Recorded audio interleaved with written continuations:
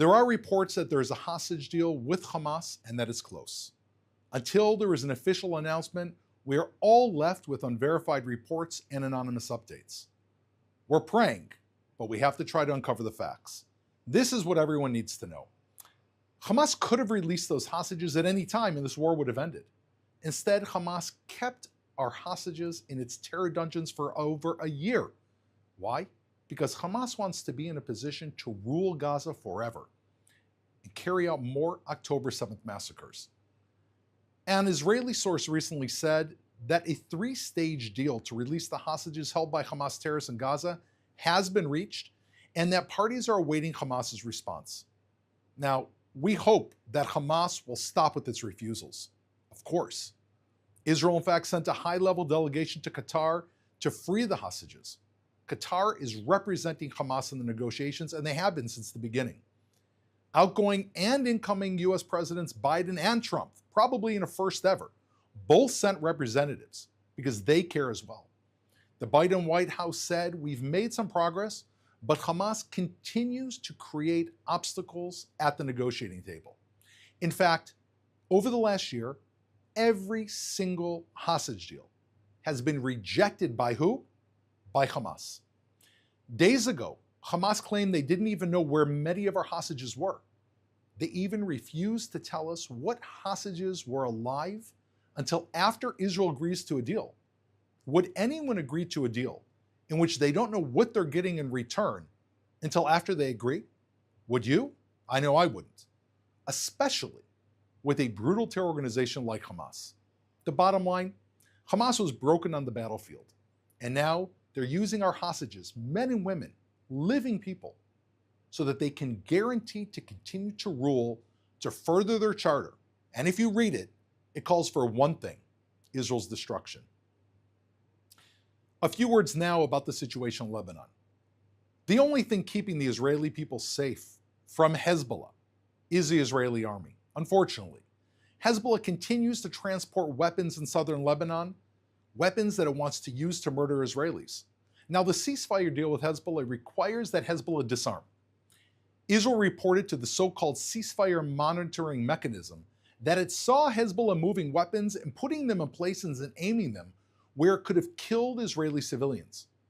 The monitors, which includes France, Lebanon, and the United Nations, did the same thing they did before Hezbollah's war against Israel began on October 8th, 2023. Can you guess? It's one word: nothing.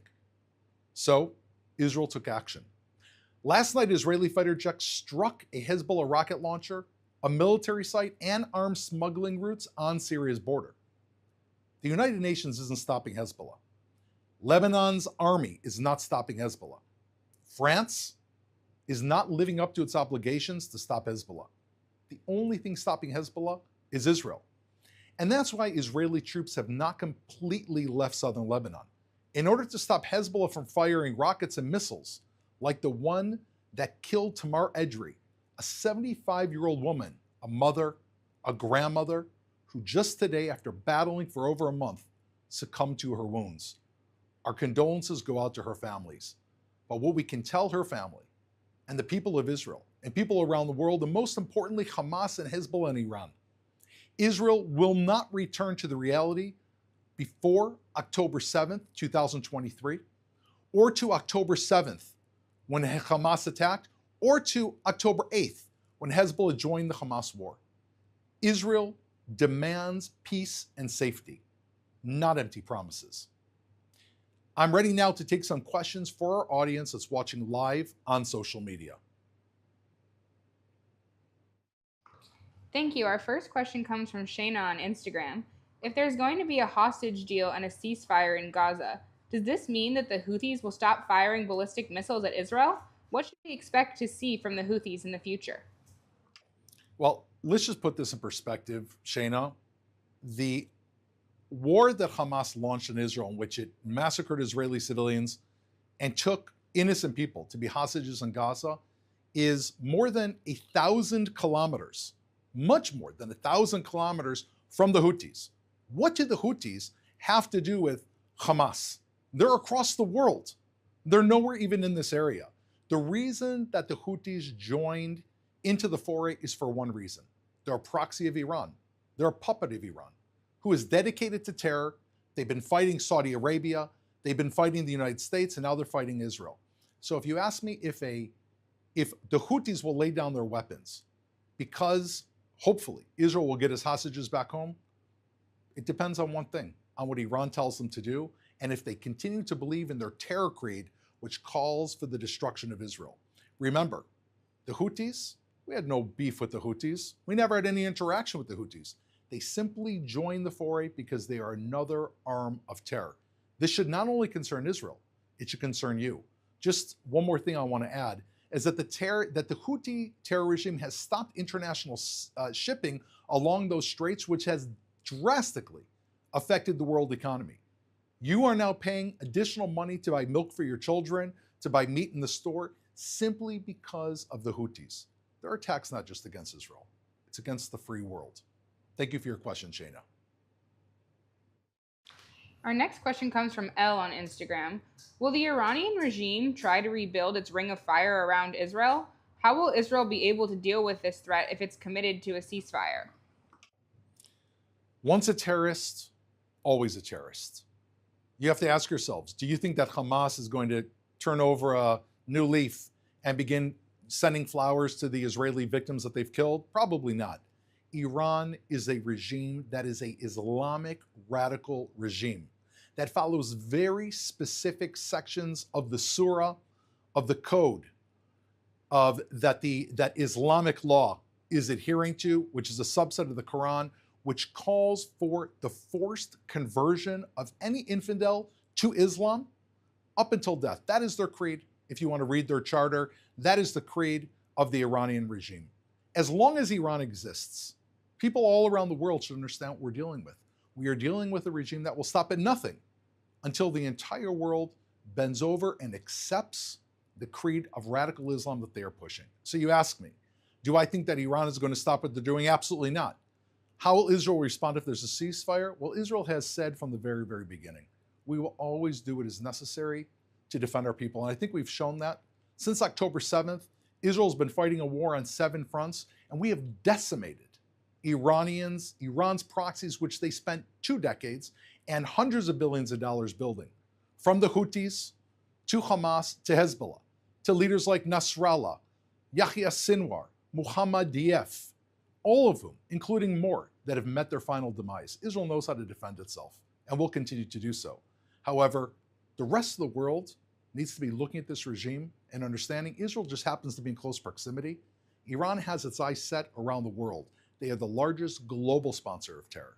So I think that the entire world needs to ask not how Israel's going to defend itself, how is the world going to defend itself? Thank you. Our next question comes from David.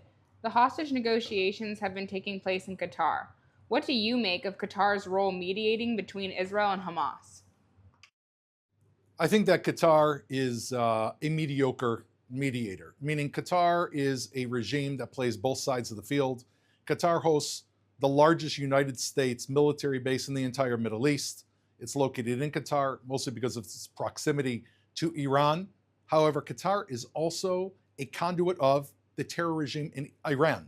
Remember, pre-October 7th, where did Hamas get its money from? It was funneled from Iran to Qatar and was delivered in briefcases in cash to Hamas in the Gaza Strip.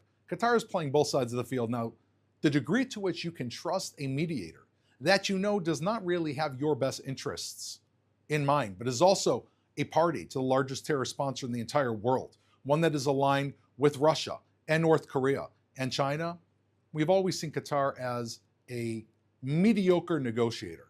However, we're looking forward to the United States pressure on Qatar.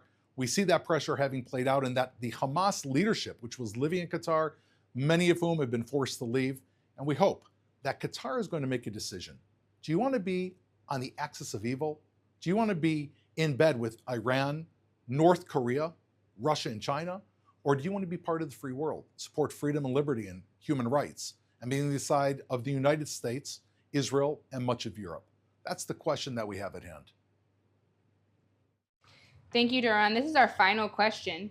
Gilly on Instagram asks, do you think that the Lebanese government and Lebanese army will ever disarm Hezbollah? Will Israel be fighting Hezbollah on its own forever? I think that we have to be very, very clear. Hezbollah is a problem for Israel, of course, but we know how to defend ourselves.